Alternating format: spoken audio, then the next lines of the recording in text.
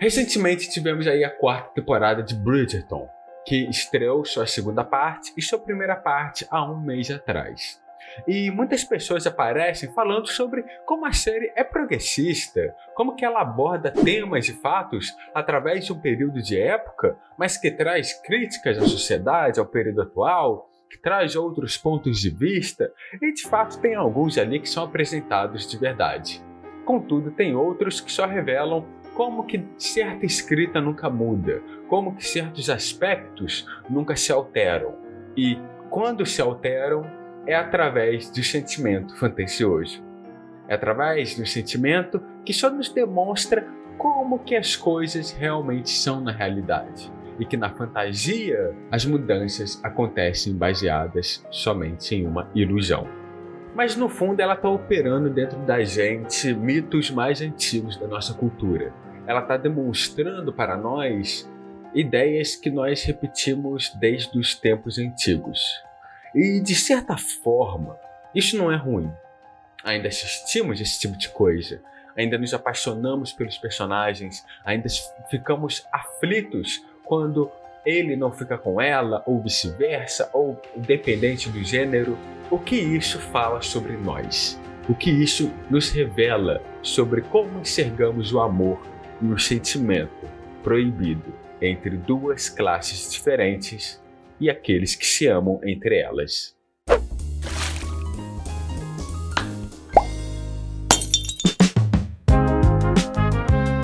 Olá, meu nome é Celso, sejam bem-vindos de volta aqui ao canal Quando Decide Pensar. Mais um vídeo aqui e dessa vez falando sobre a série Bridgerton, falando sobre o mito da Cinderela e também trazendo alguns outros contos, histórias, filmes, séries que também abordam esse mito de uma maneira diferente. E buscando entender junto de vocês o que isso fala sobre nós.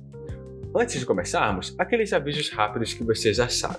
Se você não é inscrito no canal, acabou de entrar aqui nesse vídeo, eu peço encarecidamente que você se inscreva. É muito importante o seu apoio e principalmente você fazer parte dessa comunidade. Porque quanto mais pessoas entram aqui, mais me motivam a continuar fazendo esses vídeos e também trazendo conteúdos diferentes no futuro. Também peço que já deixe o joinha, é muito importante para o YouTube entender que ele deve recomendar esse vídeo. Também, é claro, nossas redes sociais que estão todas na descrição e um outro aviso que também é muito importante. Eu tenho um livro publicado, O Desbravador do Tempo. É um livro de fantasia / ficção científica, onde nós acompanhamos um mistério. O que você faria se tivesse os poderes de viajar no tempo? E para além disso, como você poderia ajudar alguém que está perdido no próprio tempo? E calma, não é da maneira que você imagina. Basicamente, nós temos aqui um livro onde acompanhamos o personagem Deck, que recebe esses poderes e então decide viajar para o ano de 1930. Sim, um ano bem conturbado aqui no Brasil. Ele acaba se envolvendo com alguns problemas, entrando em um grande conflito familiar e, além disso, ele precisa entender qual que é o papel dele nisso tudo e qual que é o papel dele no próprio tempo que nos é dado. Então, eu acho que você vai gostar. Ele está disponível para compra, o link está aqui embaixo na descrição e você pode conferir. A qualidade é muito boa, tá? A minha editora, a Letramento, acertou muito na qualidade e ele não é tão grande assim, como você pode ver, mas é um livro que você pode ler sem preocupações, porque eu acredito que você vai se divertir, você vai ter o que pensar e também você vai ficar imerso no mistério. E sim, eu estou me auto-elogiando um pouco aqui. E se tiver críticas, quiser debater, falar, compre, leia e venha conversar comigo que eu vou adorar debater sobre o livro e quem sabe até talvez novas histórias. Mas vamos lá, primeiramente vamos entender o mito da Cinderela. Baseado, é claro, no conto clássico infantil e também no próprio filme da Disney, ele é um mito que segue uma determinada estrutura. Primeiramente, ele precisa possuir alguém que está sendo marginalizado, alguém que não é visto pelas demais pessoas da sociedade. E, por conta disso, ela vive ali em reclusão, vive como uma pessoa excluída. Também, ao mesmo tempo, há nesse mundo uma grande hierarquia social, que é extremamente rígida e que não pode ser alterada, porque caso seja alterada, a própria estrutura dessa sociedade é totalmente quebrada e mudada. E temos esses dois elementos. O outro elemento, é claro, também é um evento de exposição social. Que o que é? Basicamente, todas essas histórias normalmente seguem algo em comum, que é um grande evento que revela essa pessoa para a sociedade. Essa pessoa é colocada naquele evento, seja porque ela quer, ou seja devido a outra pessoa, ou seja devido a algum engano que acontece, mas isso é onde essa pessoa é vista. E aí acontece outro elemento que é muito importante para esse mito da Cinderela.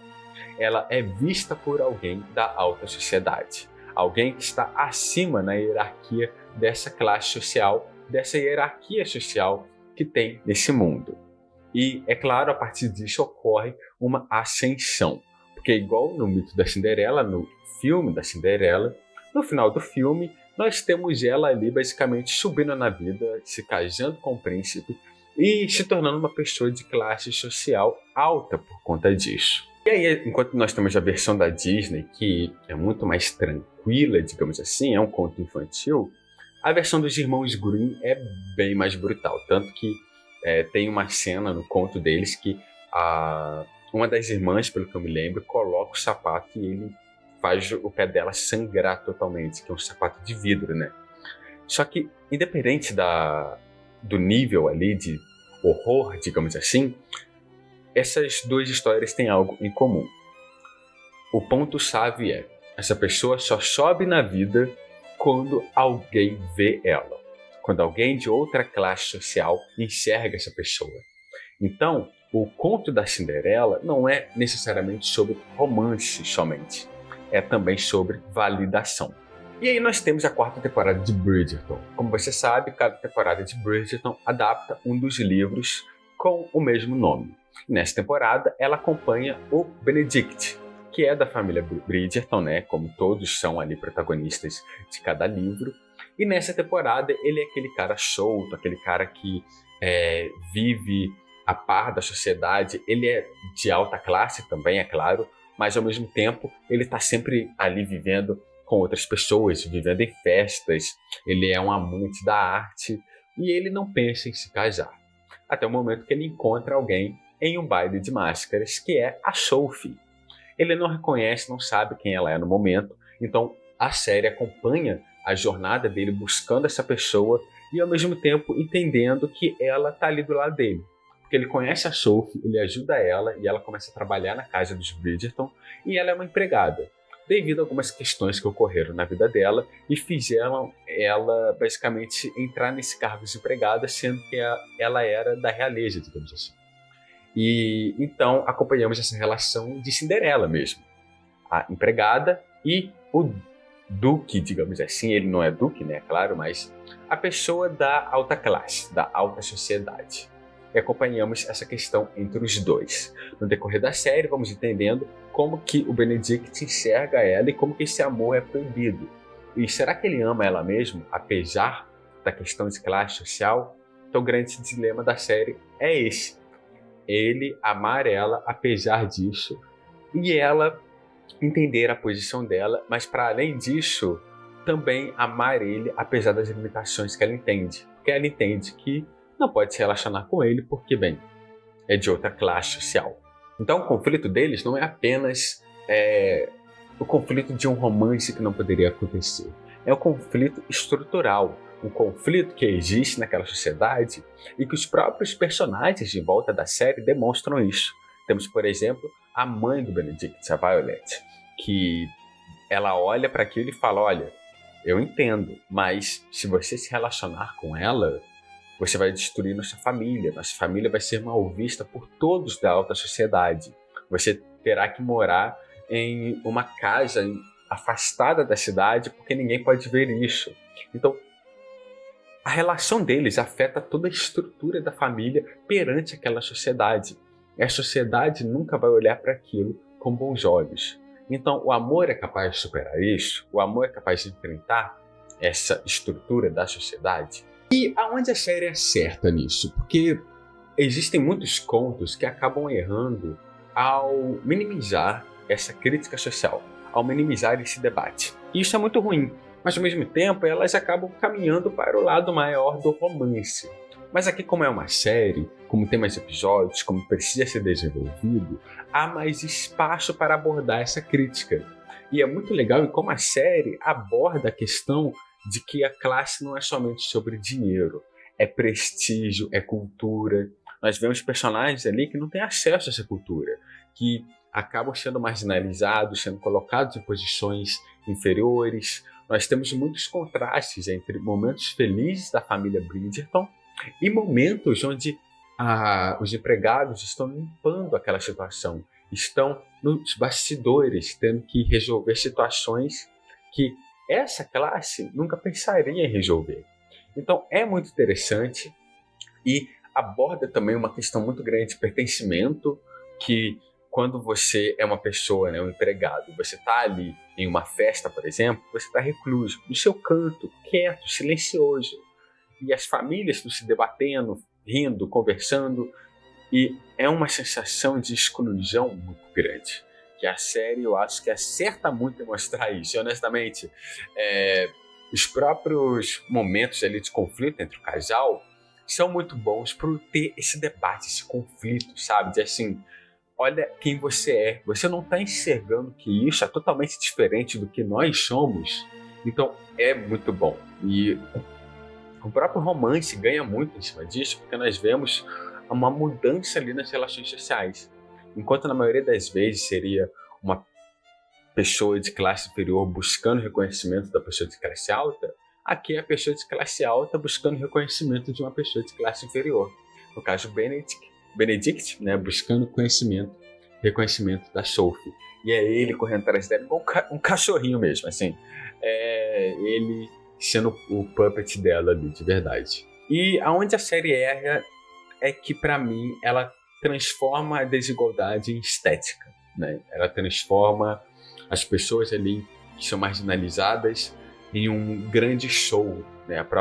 Os próprios empregados ali da família Bridgerton, eles são sempre vistos, olha como eles são diferentes, totalmente organizados.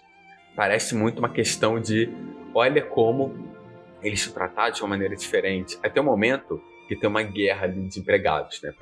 Porque uma certa família, né? A família da Sophie, a Penwood, está contratando novos empregados, já tem uma guerra para ver quem contrata, quem paga mais. Então, transformar isso em uma questão estética acaba esvaziando um pouco do debate. E esvazia um pouco também ao mostrar que o amor pode superar essa estrutura social. E aí a gente pensa, ele realmente pode? Porque quando é mostrado as limitações disso, elas estão sendo quebradas, né? Ao ponto da rainha aceitar a Sophie e o Benedict, você pensa, isso realmente aconteceria? E aí a gente acaba tendo a realização de que não aconteceria. E aí você precisa ter aquela suspensão de descrença de que o amor seria capaz de superar isso. E para além disso, é claro que tem uma questão de pertencimento da Sophie, onde ela entende que ela realmente tem um dote, ela realmente faz parte de uma família que tem uma classe social alta, e tem a questão do Benedict amar ela apesar disso. Não é sobre ela ter uma classe alta, é sobre ele amar ela independente da classe dela. Só que as estruturas sociais são enfrentadas e não há um movimento para que essa estrutura mude.